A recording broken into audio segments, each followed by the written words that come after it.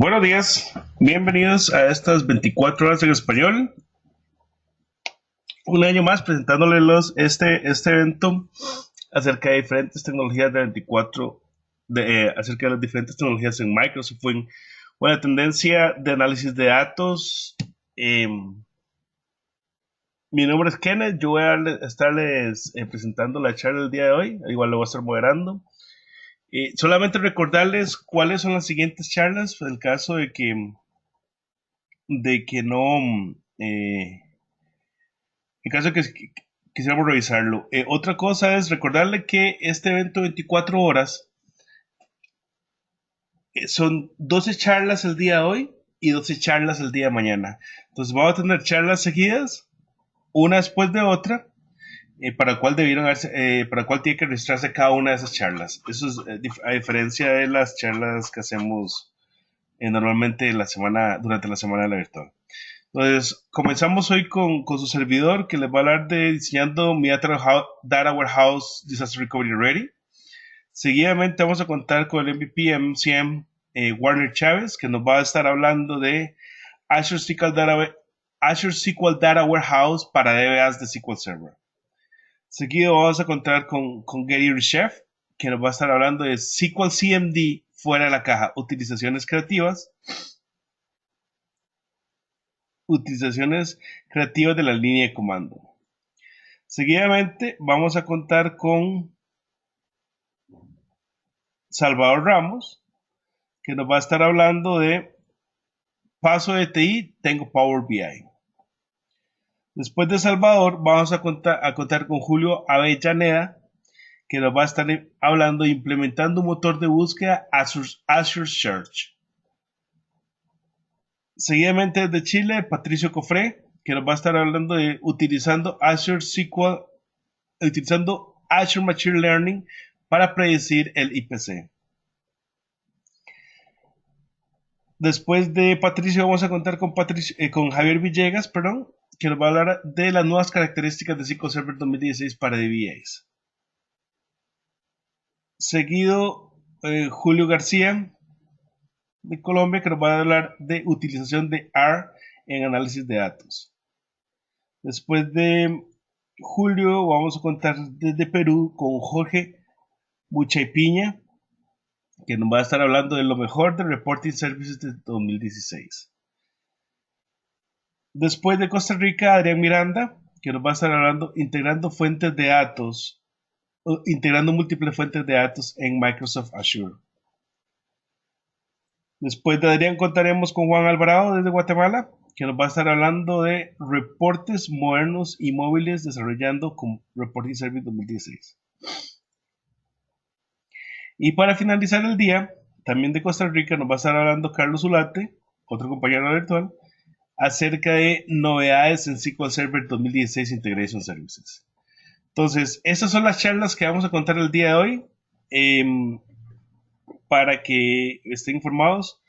De hecho, hubo un cambio con la charla de las 4 de la tarde, hora Colombia, que anteriormente era otro speaker, y pues, ahora la charla fue reemplazada por Jorge Muchepiña acerca de lo mejor del Reporting Service 2016. El día de mañana continúan las charlas a partir de las 8 de la mañana. Entonces a las 8 vamos a contar con José Manuel Jurado, que nos va a estar a 8 de la mañana hora Colombia, que nos va a estar hablando de SQL Server Next Station Azure. A las 9 de la mañana contaremos desde México con Jesús Gil, que nos va a estar hablando de migrando a SQL Server 2016, el qué, el cómo y el por qué. A las 10 de la mañana desde Costa Rica, Eduardo Castro, que nos va a estar hablando de Cognitive Computing con Microsoft. A las 11 de la mañana contaremos desde Puerto Rico con José Luis Rivera, que nos va a estar hablando de transformando datos con R y Deployer.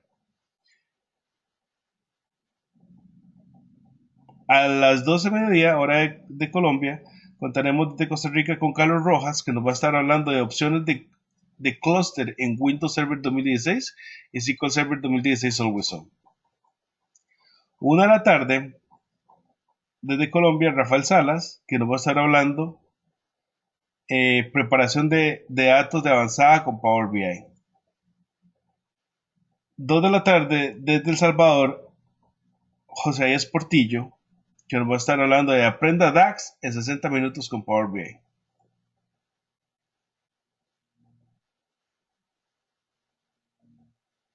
3 de la tarde, desde Colombia, Daniel Vargas, que nos va a estar hablando de las mejores prácticas para implementar carga de trabajo con SQL Server hacia Azure, Infrastructure as a Service.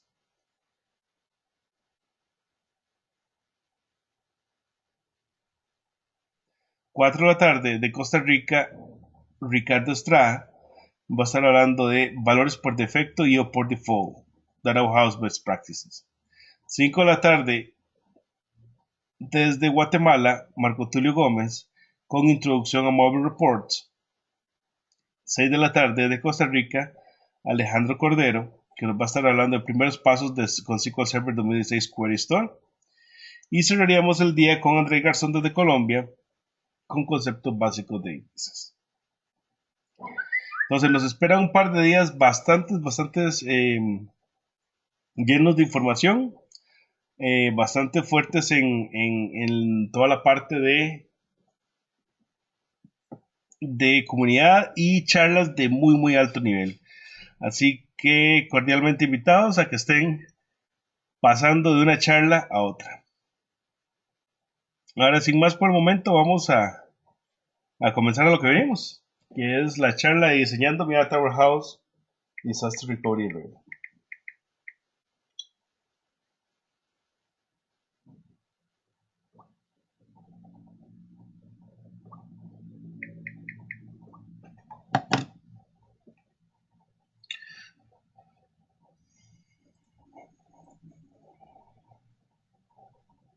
Entonces, ¿qué vamos a estar, qué es lo que vamos a estar viendo?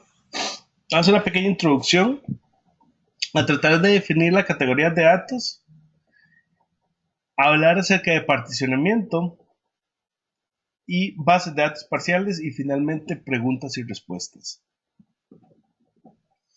Entonces, comenzando con la parte de la introducción, una pequeña nomenclatura, digamos, por decirlo en inglés, VLDB. Si lo encuentran, lo que significa VLDB es Very Large Database, bases de datos muy grandes por las siglas en inglés. VLT, las siglas en inglés Very Large Table, significa una tabla muy grande. HA, por las siglas en inglés High Availability, lo cual significa alta disponibilidad. Entonces, cuando hablamos de qué queremos cubrir con alta disponibilidad, hablemos de qué significa para nosotros un desastre. ¿Sí? Cuando hablamos de desastre, por cierto, acuérdense de usar la parte de preguntas del GoToWebinar. Siéntese la libertad de hacerlas en cualquier momento, conforme las vaya viendo las voy a ir respondiendo. Cuando hablamos de desastre, estamos hablando de qué significa que nuestros datos no estén disponibles. Debería el hecho de que la información de hace 5 años no está disponible tener mi data warehouse completamente abajo, o estaría aceptable que si mi data warehouse contiene el último año o los últimos 2 años de información disponibles, poder presentar esa información y posteriormente recuperar los datos faltantes. Desde aquí es donde uno comienza a divagar o comienza a preguntarse acerca de qué significa estar arriba, qué significa que el sistema esté arriba y qué significa que el sistema esté abajo. No necesariamente porque yo tengo una parte de la información que no esté disponible, no necesariamente significa que el sistema esté abajo. Por supuesto no se va a decir que está completa, que está arriba, pero podemos decir que está parcialmente arriba. Y en muchos casos, en las operaciones, para las operaciones de mi empresa, el hecho de estar parcialmente arriba es más que suficiente para no considerar la aplicación abajo. Y es más o menos sobre este escenario en que vamos a comenzar a trabajar y vamos a comenzar a desarrollar cómo podemos implementar esas estrategias. Sobre todo en Data Warehouse, que estamos hablando de que los tiempos de recuperación son bastante grandes debido a la cantidad de datos que se manejan en sí en la operación per se, o en la base de datos per se. Entonces, ya comenzamos a hablar de qué es datos arriba, qué es datos abajo. Ahora, comencemos a hablar de cómo comenzamos a categorizar los datos en mi modelo estrella. Entonces, por lo general, si usted se pone a analizar, hay una parte de datos que son las tablas de sistema. En estas no podemos hacer absolutamente nada. Tenemos que tener absolutamente todos los datos disponibles de las tablas de sistema para poder tener nuestra base de datos arriba. Por ende, tenemos que recuperar todos los datos.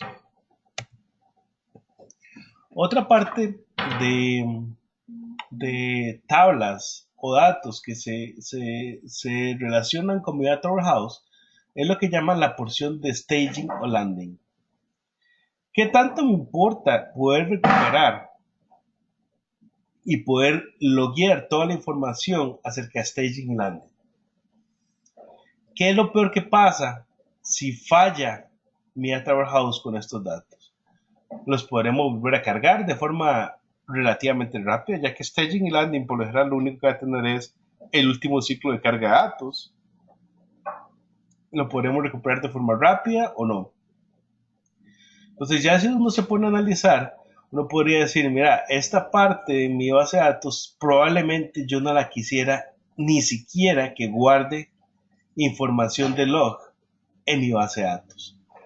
Entonces ya con esa tendencia uno diría, bueno, ¿y por qué no usar in-memory o LTP con schema only, con durabilidad de schema only, para que solamente se manejen los datos de staging y landing en memoria y después de que los utilice y los integre a mi Data Warehouse, lo deshago? Eso primero me va a hacer mis cargas, mis procesos de cargas muchísimo más rápidos, ya que no va a guardar información en el log file. ¿Por qué no va a guardar información en el log file? Porque estoy definiendo mis tablas in memory con durabilidad de solo schema only durabilidad. Entonces, ese tipo de tablas no guarda información en el log file. Ahora, no es persistible, ¿verdad? Si el SQL Server se reinicia, hay que volver a cargar esas tablas. ¿Sí? Si SQL Server... la razón por la que no es persistible es porque estoy definiendo que la durabilidad es schema only. Entonces, por esa razón, no es persistible. Si yo le escribo data en schema, entonces la durabilidad es... O sea, si SQL Server se reinicia, la información va a estar ahí disponible. Pero para staging y landing, tal vez yo pudiera decir, mira, no, esa es información prácticamente temporal que la voy a manejar en memoria. Y lo puedo definir con tablas in memory tablas in memory con durabilidad de solo esquema.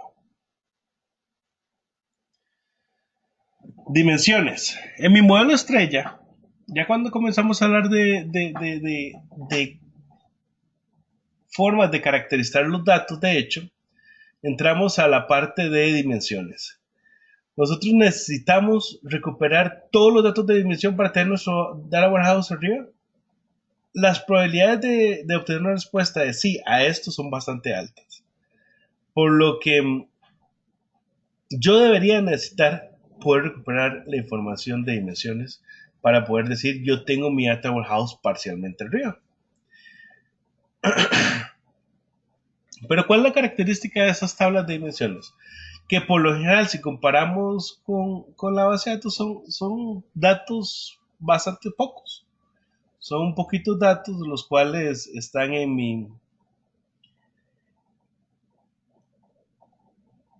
mis tablas de dimensiones.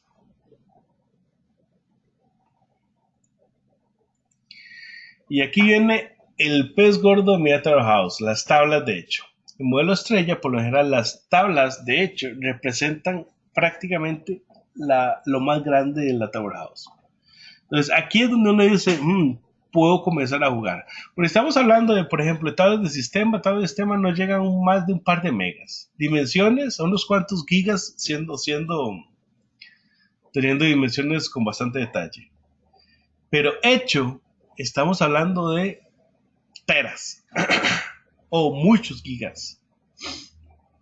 Y esta es la sección de datos que nos lentea, no es, o que nos afecta directamente a nuestro recovery time objective. Entonces, en esta parte la que nos puede decir su data warehouse va a durar mucho o va a durar cierto tiempo en recuperarse.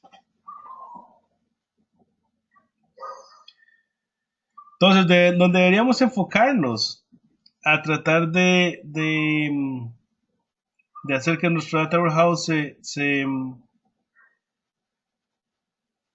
se recupere rápido es en la parte de la tabla de hecho.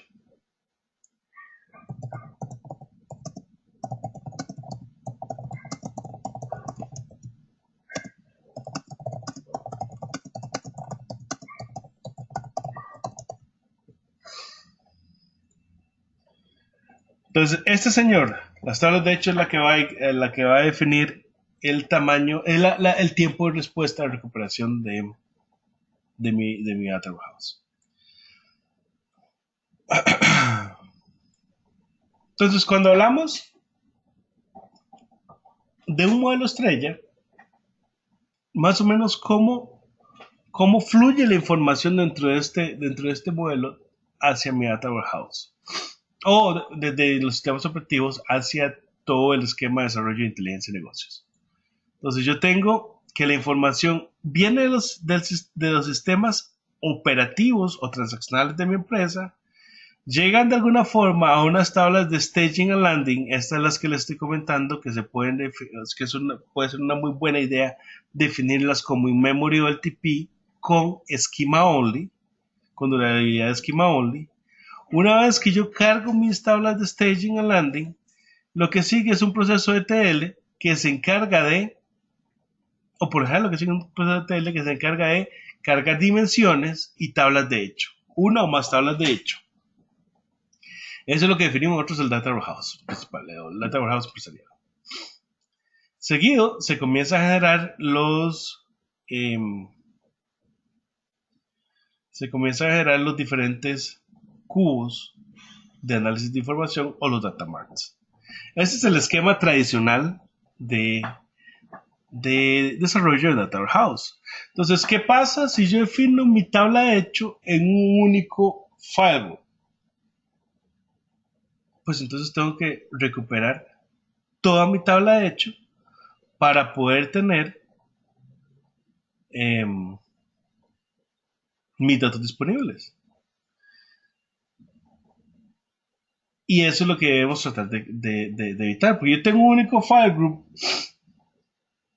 de 30 teras. ¿Cuánto tengo que recuperar? Pues 30 teras. Así de sencillo. Ok, para los que no han visto file groups, vamos a rápidamente mostrar dónde veo yo esa parte de los file groups.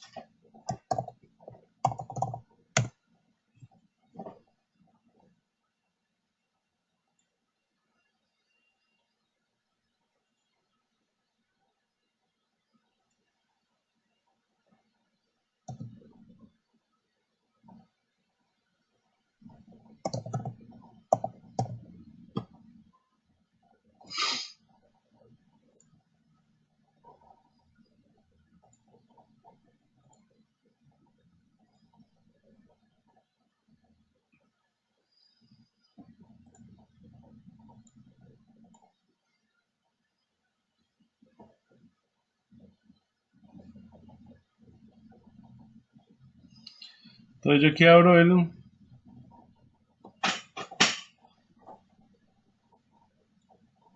SQL Server Management Studio. Por cierto, si alguno tuviera, se me podrían confirmar qué tal está el audio y si todos pueden ver perfectamente el Management Studio.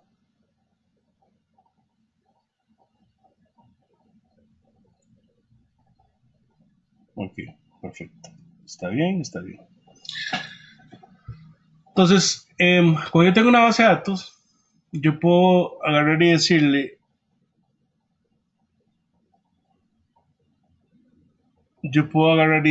a la base de datos clic derecho, propiedades, y aquí yo puedo definirle file groups. Cualquier base de datos cualquier base de datos que se cree, si yo solamente creo la base de datos con create database, testfg, si yo lo creo así, la base de datos se me va a crear con, vamos a ver, files, testfg, que está en el file group primary, y testfg underscore log, que está en que no aplica a ningún file group. Eso es cuando hablamos de el archivo de log de la base de datos, y este sería el archivo de datos de la base de datos. Como yo lo tengo en primary, yo siempre tengo que recuperar primary porque es donde van a parar mis tablas de sistema. Entonces, lo mínimo que yo tengo que recuperar para poder tener mi base de datos arriba son los file groups de in-memory OLTP, primary y log file. Por eso, si yo defino mis stage tables, mis land tables hacia in-memory OLTP con durabilidad de esquema, prácticamente no tengo nada más recupero el file group, lo cual va a ser bastante pequeño, y los datos, y me va a disminuir la cantidad de tiempo de recuperación de datos. ¿Cómo le defino yo más file groups? Yo puedo venir a decirle, agreguemos un file group adicional, file group 2, ¿verdad? Y ahí está el file group creado, bueno, tengo que salvarlo.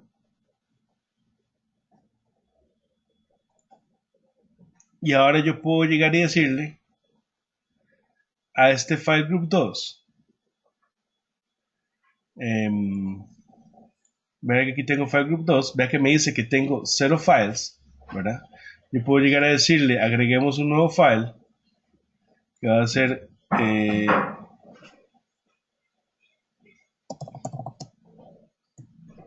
data01, file group 2, y le voy a decir aquí en lugar de primary, fg2.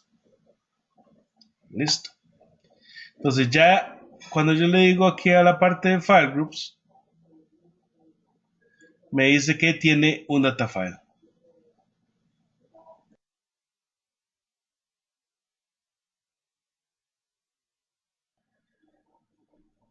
¿Cómo lo utilizo? Digamos, aquí vamos a usar testfg.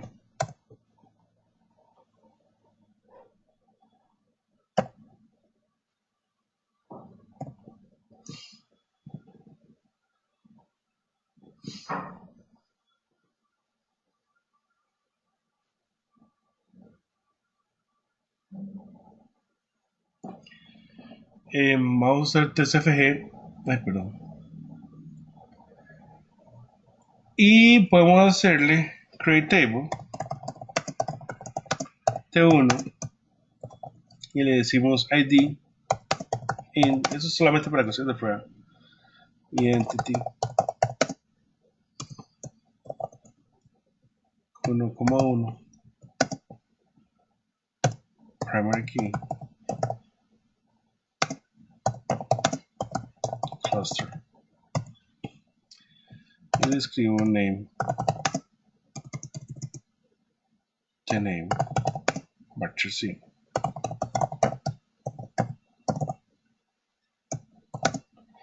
Y aquí por lo general no lo escribía on primary, ¿cierto? pues ahora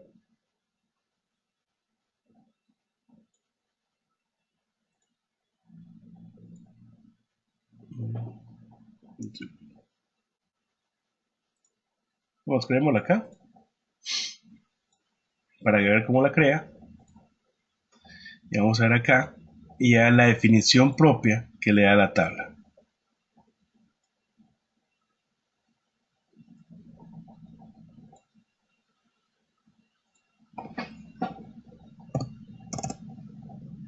Aquí vemos cómo SQL Server me va a crear la tabla a mí. O sea, yo le di el Create Table y no seleccioné en Primary, ¿verdad? Yo lo hice así. Entonces, aquí lo que me está diciendo es cómo me está creando la tabla, ¿verdad? SQL Server me la creó y me la creó aquí donde dice On Primary. ¿Sí? Entonces, aquí podemos decirle, en lugar de On Primary, vamos a crear una tabla 2 y le decimos On, el nombre que le puse al file, FG2.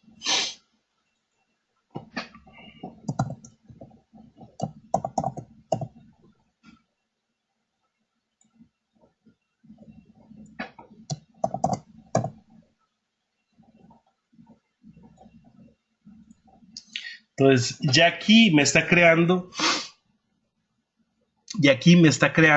la tabla en el file group 2. Entonces, los datos van a ir a dar al file group 2. Ahora, para ir respondiendo unas preguntas, ¿debería el file group 2 ser el default? La verdad, mi gusto personal es sí. Vamos a ver qué es lo que pasa cuando yo defino mi file group como default. Yo le digo aquí que sea default, entonces por supuesto ya primary no es default.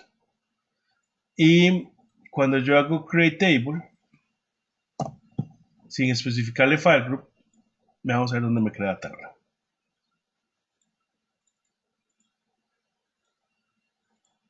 Table 3.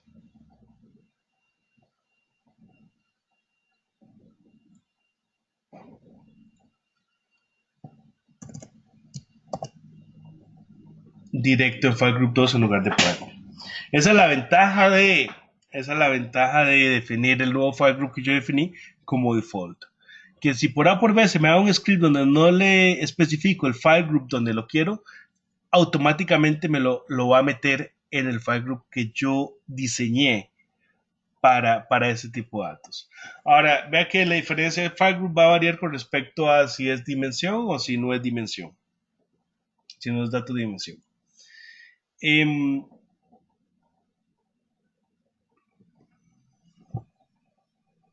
Otra pregunta dice de José Leojardes. ¿Es más que suficiente adicionar file o también sería bueno ubicarlos en unidades de discos diferentes para data índice? Eso ya es una mejora de desempeño, José.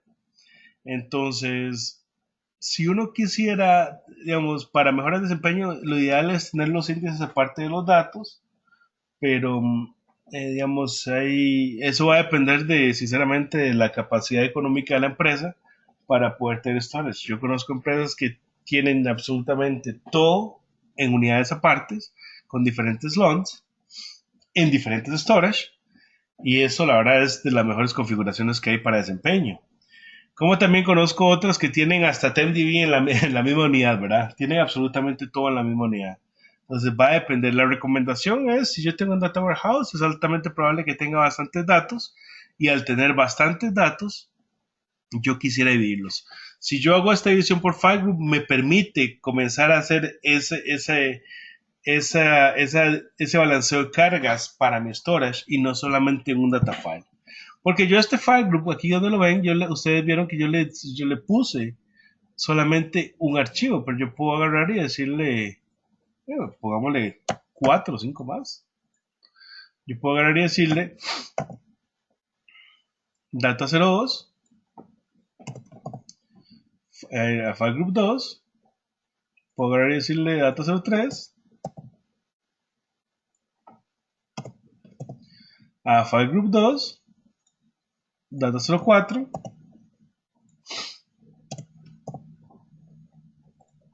y datos hasta lo que quiera. ¿Sí? Entonces, al yo tener esta distribución de datos, voy a terminar con múltiples data files.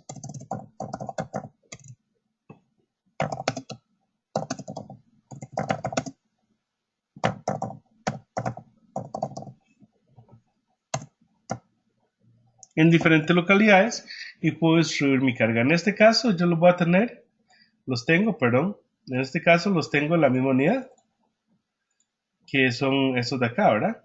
Los tengo en esta misma unidad, pero yo puedo pensar en moverlos en diferentes unidades, tal y como se está sugiriendo, para hacer la distribución de IOPS, para hacer un mayor, para obtener un mejor throughput de tráfico de datos. Y otra pregunta es de parte de Álvaro Foster, que dice que si vamos a tener sesiones disponibles grabadas. Y la respuesta es sí. Todas estas charlas se están grabando, en este hecho se está grabando, y se va a subir tanto en el canal de la comunidad como en las 24 horas se va a poner el enlace y en la página. Si alguno no conoce el canal de la comunidad, rápidamente para mostrarles cuál es el canal.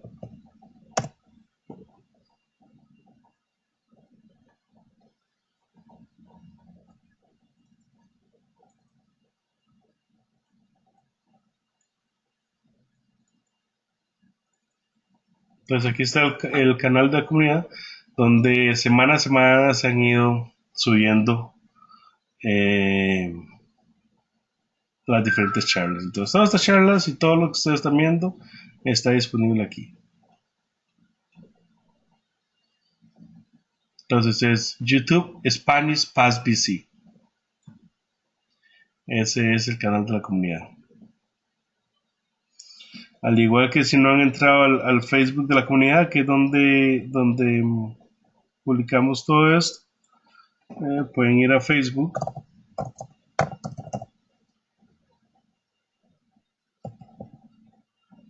Spanish Pass BC.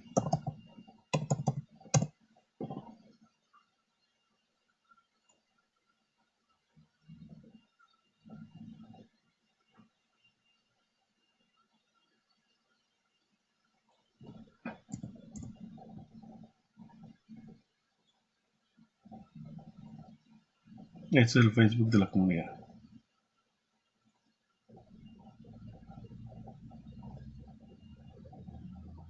Ahí está. Ahí nosotros lo que publicamos es las charlas o eventos.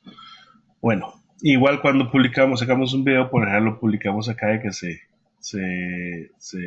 publicó el video. Volviendo a esto,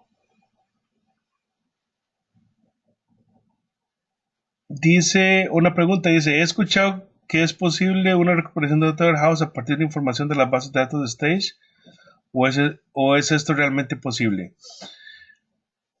Bueno, recordemos que la información del Data Warehouse se hace mediante información de bases de datos operativas. Entonces, si usted tiene su base de datos operativa y quiere volver a reimportar toda la información, lo puede hacer. En muchos casos, por ejemplo, cuando estamos hablando de un Data Warehouse de varios teras, el hacer eso puede tomar un mes, 2 meses.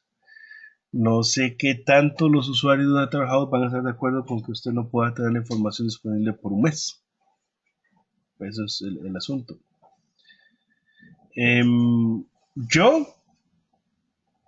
A mí me gusta esa estrategia porque puedo tener mi Data Warehouse operativo en una décima parte del tiempo requerido para recuperar el Data Warehouse completo.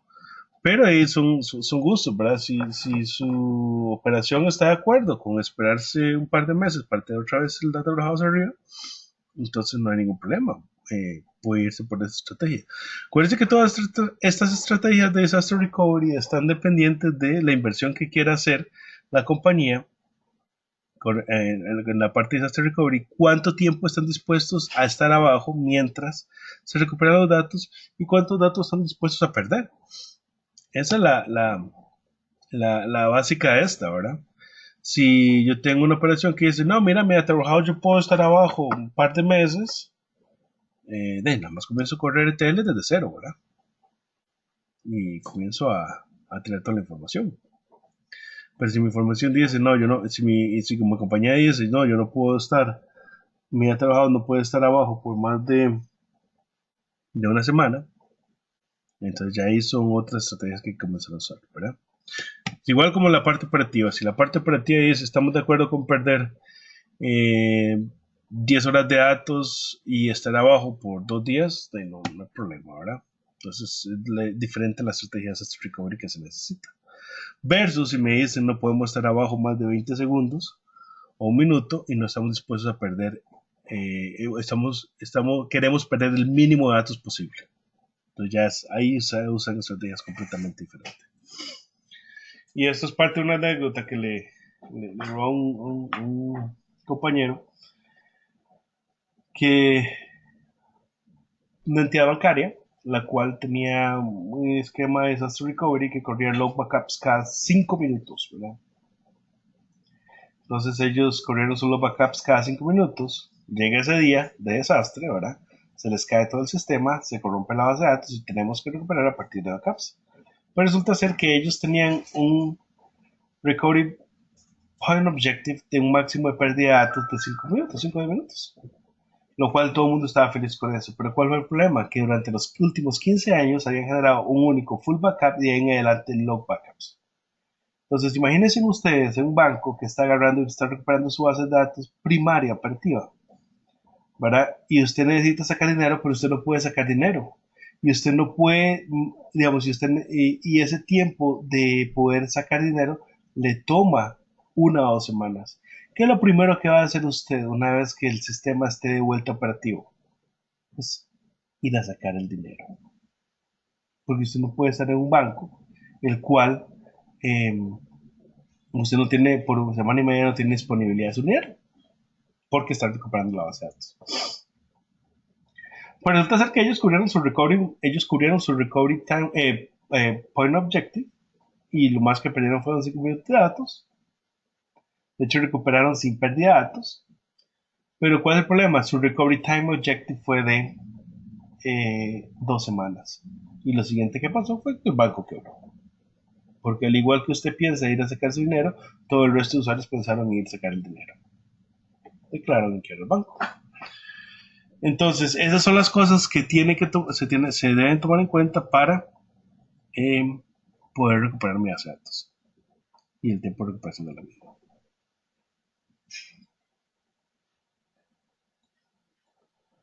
Entonces, volviendo,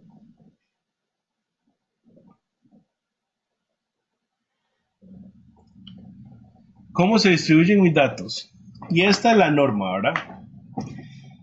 Primary debería tener el mínimo necesario. O sea, no debería tener una sola tabla de usuarios. Primary debería tener nada más las tablas de sistema y ya.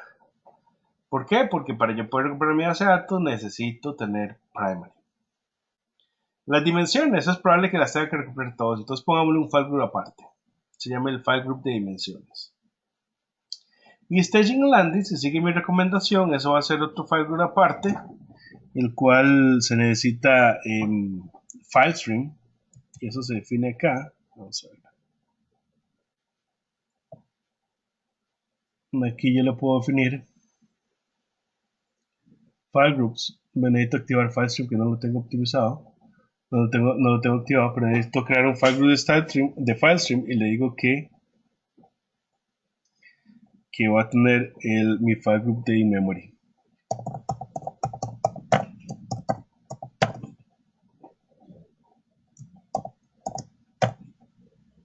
Y por defecto las tablas que yo agarré de in-memory, él las va a, a meter en el file group de in-memory. ¿Sí? Listo. Igual tengo que evitar falstring porque in-memory usa falstring.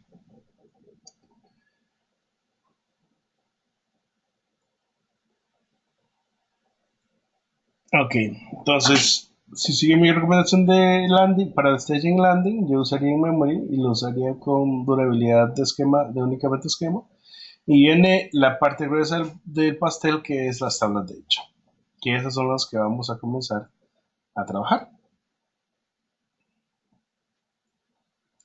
Entonces, ahora vamos a comenzar a hablar acerca de un tema. El tema es particionamiento. Para yo poder tener las diferentes versiones de datos, de cómo, para poder tener la capacidad de recuperar solamente cierta cantidad de datos, yo tengo que poder partir los datos. Si no, no tiene lógica en diferentes file groups. Y para eso utilizo particionamiento. Entonces, ¿cómo hago ese particionamiento? Imaginémonos que, bueno, hay dos formas de hacerlo, que es particionamiento vertical, el cual, por ejemplo, yo tengo una tabla que tiene ID, usuario, clave, nombre, apellido, país, provincia y dirección de teléfono, y yo decido decir, mira, en una tabla voy a poner ID, usuario, clave, nombre, apellido, y en otra voy a escribir la parte del contacto, que sea ID, país, provincia y dirección de teléfono. Eso se llama particionamiento vertical, o el nombre más común es normalización, que esto no tiene que ver con la parte para poder administrar los datos. Eso nada más para cuestión de performance. La otra es particionamiento horizontal, que esos son los esquemas más comunes, los cuales estamos acostumbrados a lidiar, que es 936 millones de registros en una tabla, todas sus acciones de tarjetas de crédito, transacciones actuales, se me complica la administración de índices, la parte de reveal o reorganize toma más tiempo, respaldos y restauración duran más para crearse, sobre todo el full. Entonces, ¿cómo podemos particionar? Imaginémonos un concepto virtual que dice Credit Card Transaction 2010-01, 2010-02, 2010-12 y así sucesivamente, ¿verdad? Entonces creo como un subconcepto virtual de administración de administración de datos, la cual la voy agrupando por fecha o por algún dispositivo. Luego ese concepto lo agrupo en un superconcepto y me representa virtualmente todos los datos. Entonces yo puedo decir eh, que esos datos no están disponibles y aún así los otros pueden estar disponibles y mi concepto virtual puede accesar esa información. Ese es todo el concepto de particionamiento. Particionamiento, prácticamente la mayoría de los sistemas de administrador de base de datos proveen la técnica. Eh, la mayoría de los sistemas de administrador de base de datos proveen la técnica, pero esto es una técnica de diseño de arquitectura. Entonces, hay dos formas de hacerlo en SQL Server. Vistas particionadas. Las vistas particionadas, yo tengo tablas que representan estos subconceptos de agrupación de datos. Esas tablas yo las puedo enviar a diferentes storage, ¿sí? Y posteriormente yo las uno mediante una vista con el concepto de select star from table union all, select star from table 2 union all, y así sucesivamente. Entonces, este es el concepto de vistas particionadas. Esta tecnología es tan nueva que está disponible desde SQL Server 2000. O sea, es una tecnología de 16 años de existir. La otra opción es particionamiento nativo o partition tables, lo que se llama partition tables en SQL Server, en la cual yo tengo este subconcepto, ¿verdad? Que me guarda los datos en diferentes almacenamientos y se presenta la información con una tabla. La tabla tiene los siguientes componentes: la función de particionamiento y el esquema de particionamiento. Lo de una sola estadística es válido únicamente para SQL Server 2012 y para abajo. Ya 2014 y 2016 ya tiene estadísticas a nivel de particionamiento. Entonces estas son particiones que guardan los datos en el mismo en diferentes storage. Esto lo puedo hacer mediante file groups. Ahora, ¿cómo lo hacemos?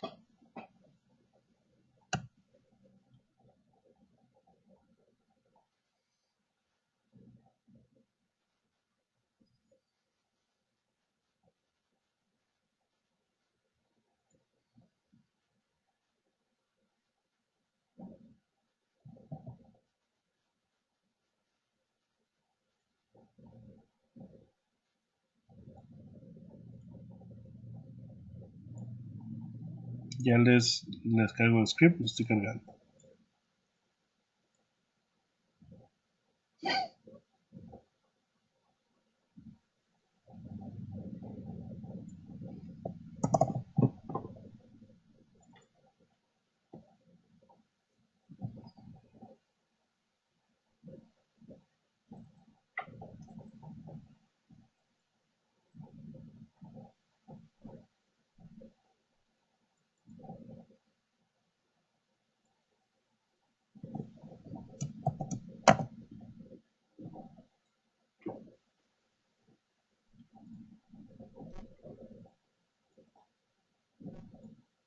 Entonces, lo primero que voy a hacer es, yo aquí no tengo la base de datos sales, así que la voy a tratar de recuperar.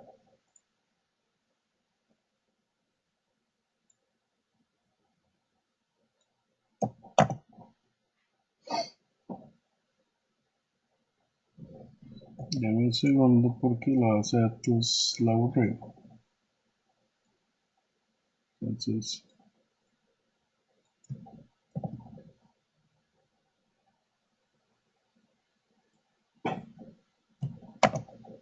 nada más.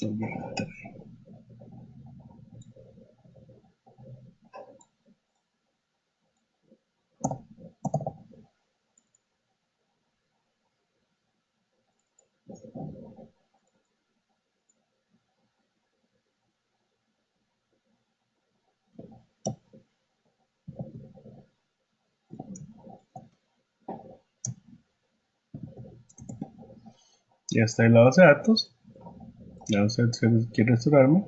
Entonces, yo estoy comenzando a restaurar la base de datos sales para comenzar um, a generar la información.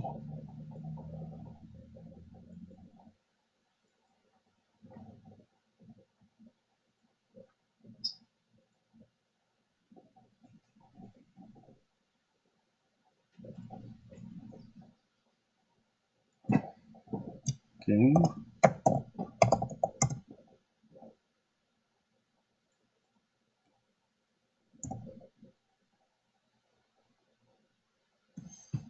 Seguidamente, a mí me gusta recuperar la base de datos ya cuando estoy seguro que lo puedo recuperar para que me pueda aplicar los diferentes, o sea, para que yo esté seguro que no tengo que resolver nada más.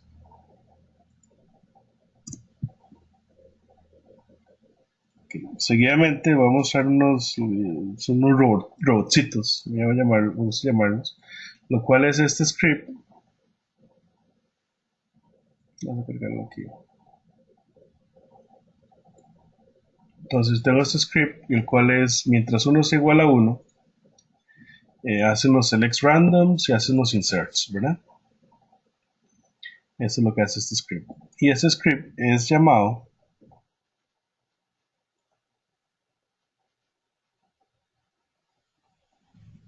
por este syslocal.bat, que si uno se pone a ver, lo único que hace es llamar a SQL CMD, se conecta de forma local a la instancia local y llama a ese script que acabo de mostrarles. Entonces, si yo digo, voy a comenzar, y lo que quiero hacer aquí es comenzar a generar tráfico, ¿verdad? Entonces ahí voy a levantar un par de robotcitos que me comienzan a generar tráfico en mi base de datos. Y ya aquí, no, con 3 es suficiente. Pues me están generando inserciones y select, me está generando tráfico sobre mi base de datos. Entonces una vez que ya tengo eso, me voy acá y digo, ¿cómo está mi base de datos sales? Si yo veo mi base de datos sales, tengo, como se lo he mostrado, un file group primary que tiene todos los datos. Si yo le tiro un reporte de uso de disco, ella me va a estar mostrando que tengo el 99% de los datos usados Y vemos que en primary tengo 382 megas reservados y estoy usando 381 megas. O sea, no tengo prácticamente espacio. Entonces, ahora me voy a mi base de datos y agrego 4 file groups. Entonces, yo vuelvo a refrescar. Aquí va a salir que solamente tengo el primary. ¿Por qué? Porque mis file groups todavía no tienen, no tienen datos. Entonces, lo que voy a hacer aquí es, vamos a ver si es el correcto.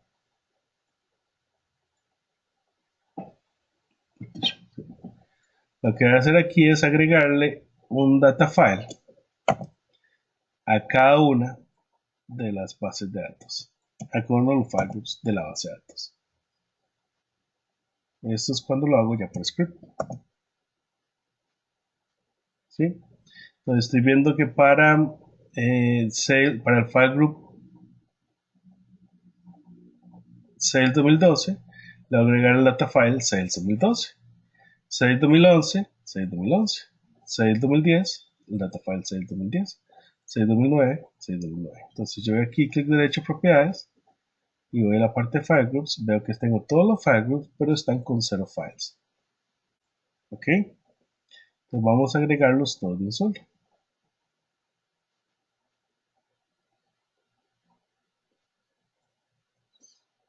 Y le estamos definiendo un tamaño inicio de 100 megas. Entonces ahora si yo vengo y refresco este reporte, él me indica que tengo, ya si me aparecen los diferentes data files y el file group, y tengo 100 megas, pero vea el uso, 64K.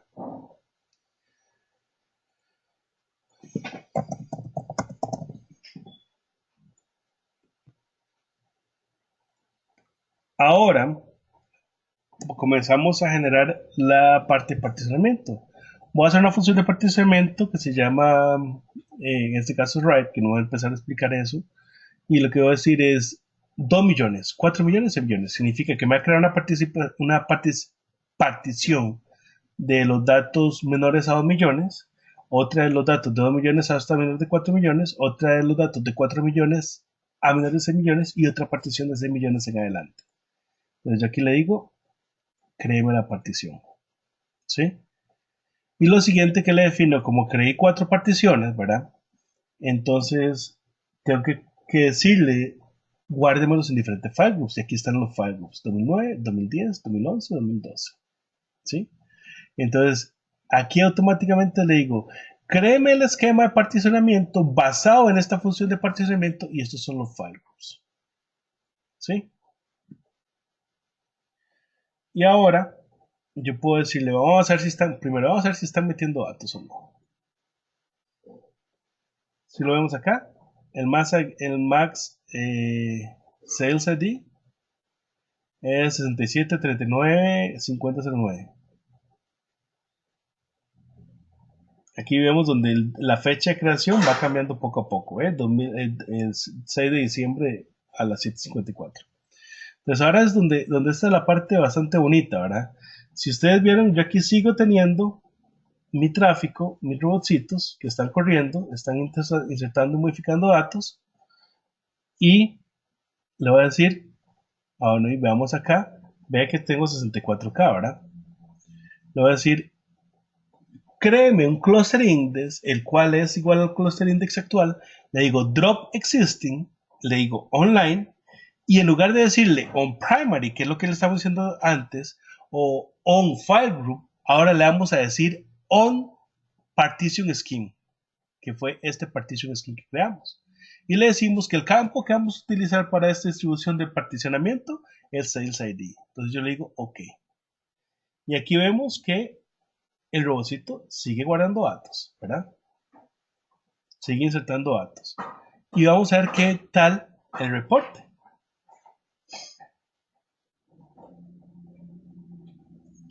Vemos aquí cómo, vean la utilización de datos. 81 megas, ya pasamos de no tener, de tener 64K a ya tener megas. ¿Sí? Vamos a ver. Y al final, vea lo que pasa. Una vez que yo reparticiono los datos, me libera el espacio en el primario. Y me mueve todo a los file groups que yo le indiqué. Entonces aquí matamos, como decimos en Costa Rica, matamos varios pájaros de un solo. Uno, los datos son el cluster index o el heap index. Aquí está más que demostrado que los datos se mueven con el cluster index, se movieron por completo. El tamaño de las bases de datos, de las tablas de sistema son unos cuantos megas, como está demostrado acá. Y el particionamiento es online.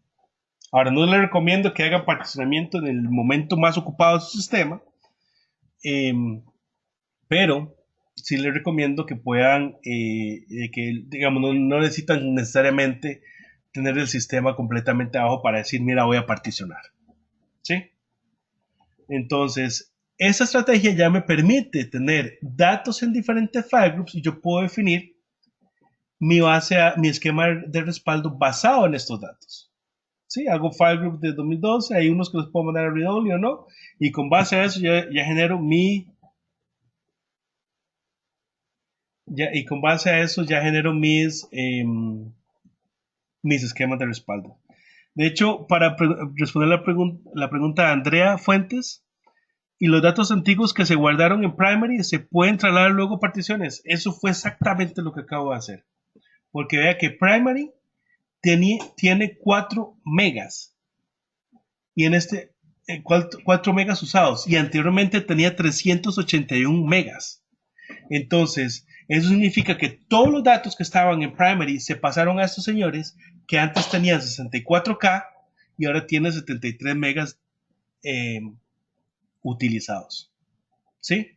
Entonces, esta es la prueba de que todos los datos que estaban en C, en el primary, que era se movieron a los file groups que yo creé mediante la función de particionamiento.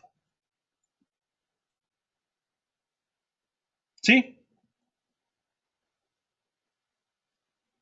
¿Le respondí la pregunta, Andrea?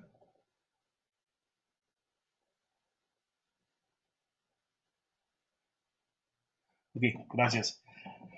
Otra pregunta, porque ya vamos a ir terminando, es... un segundo.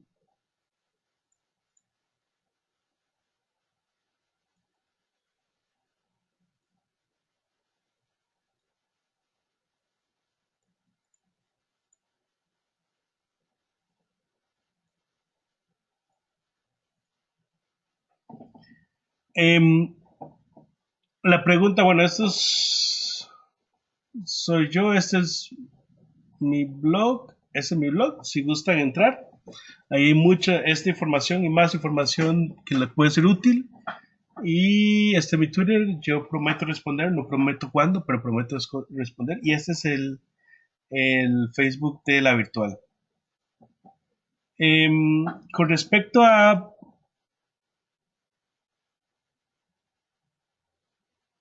Fausto, la pregunta es, ¿por qué la función de particionamiento? Y una vez vamos haciéndole publicidad a la siguiente charla. La siguiente charla va a ser Azure SQL Data Warehouse para DBAs de SQL Server con Warner Chávez. Dame un segundo para comenzar a responder preguntas.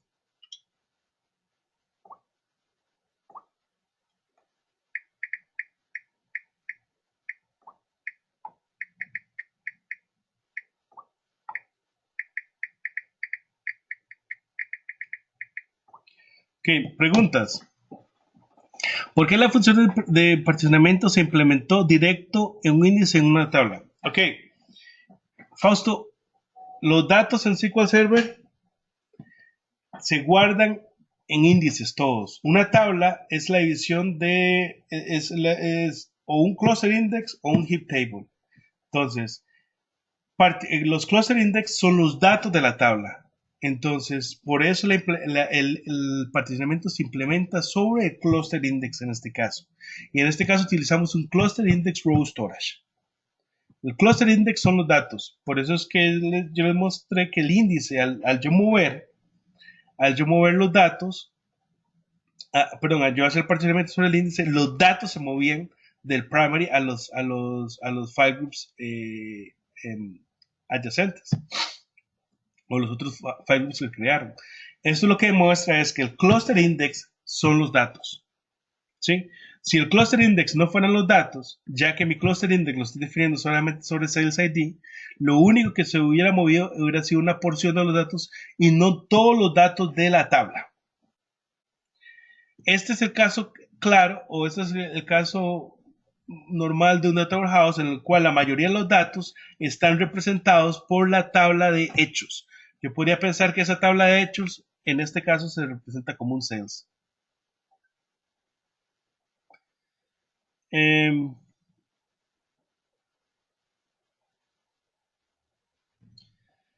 Otras preguntas. Dame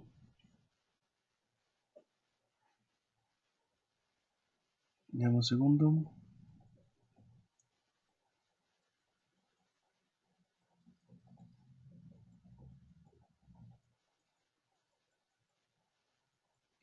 Índices alineados. El índice alineado lo que me permite es que el particionamiento de los índices no cluster se partan. O sea, los índices no cluster también se partan como la definición de la llave primaria de particionamiento. Eso es lo que me va a permitir los índices alineados. Pedro me pregunta que si hay un número máximo de file groups y files recomendados. La verdad no me acuerdo. Yo creo que SQL Server tiene algún límite máximo. Esto va a estar muy de lleno a su capacidad de storage, o sea, al storage que usted tenga y a la capacidad de inversión de la empresa, ¿verdad? No tiene sentido que yo defina 300 file groups para una base de datos bueno, el tamaño de la base de datos, para una base de datos de tal vez 300 megas. No, o 300 gigas, inclusive sería un file group de 1 giga. No sé si valga la pena, ¿verdad? Pero es más o menos dependiendo a la capacidad de respuesta de mi base de datos, ¿verdad? O sea, el storage de mi base de datos, número uno, y a la cantidad de storage que yo tenga.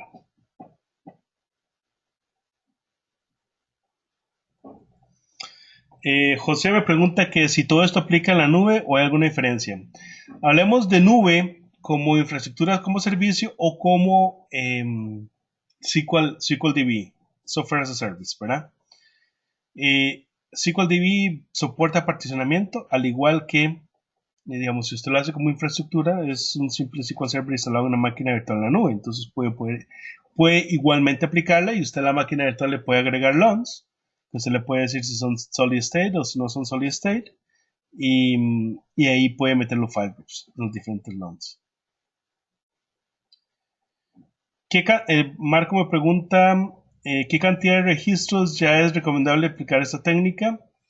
Yo digo, cuando ya estamos hablando de millones de registros, ya esta técnica debería comenzarse a pensar, dependiendo del tiempo que me tome llegar a esa cantidad de registros. Estamos hablando que me tomó 5 años llegar a 10 millones de registros, yo creo que ya ahí no es tan recomendable, pero si me tomó un mes llegar a 10 millones de registros, es altamente probable que la cantidad de datos solo siga para la alza, ¿verdad? Entonces ya ahí convendría pensar en particionamiento y distribuir los datos. El particionamiento explicado, Juan me pregunta, ¿el particionamiento explicado solo se puede aplicar en Data Warehouse? También puede ser un modelo transaccional. La técnica es para cualquiera. O sea, si usted, recordemos que es diferencia, que no hay un SQL Server que usted diga, este SQL Server es Data Warehouse, este SQL Server es transaccional, ¿verdad? El Transact SQL es igual. Entonces, yo puedo aplicar tanto el particionamiento como transaccional como en Data Warehouse, que es una técnica bastante utilizada para Online Analytical Processing o para tener secundarios de lectura en los cuales yo mando queries pesados sobre mis transaccionales.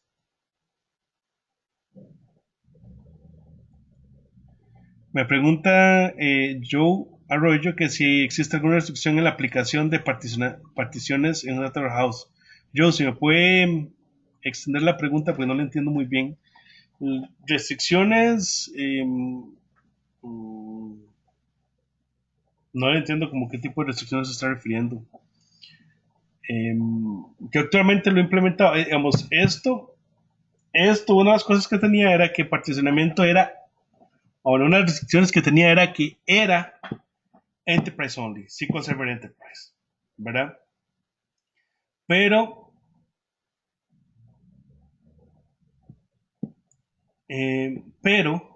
a partir de SQL Server 2016 Service Pack 1, ya esto está disponible para estándar. Entonces lo podemos utilizar a partir de estándar. En SQL Server 2016 Service Pack 1, después de SQL Server 2016 Service Pack 1. Lo que hicimos fue un particionamiento lógico, correcto. Bueno, eso va a depender mucho de la persona que defina qué es lógico, ¿verdad? Si nos ponemos a ver, es cierto que es lógico debido a que la tabla sigue llamándose exactamente igual, ¿verdad? Una vez que yo partí, yo puedo hacer select sobre la tabla sin ningún cambio, ¿verdad? Entonces, lógicamente está particionado, y aún así el concepto sigue funcionando, ¿verdad? Como un solo concepto, pero también podría otra persona decir, no es físico porque resulta ser que tengo varios file groups y tengo varios data files que están distribuidos físicamente diferente en mi storage. Entonces, dependiendo con la óptica que veas el asunto, así definirás si es lógico o físico. Yo lo defino como lógico.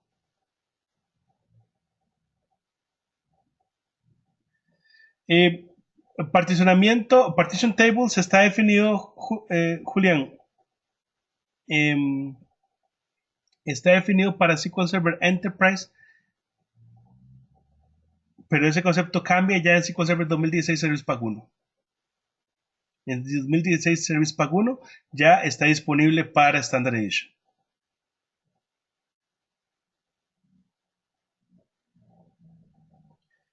Es normal ver otra consulta es de Nahuel, dice, ¿es normal ver full scan de una tabla cuando el filtro por el campo particionado?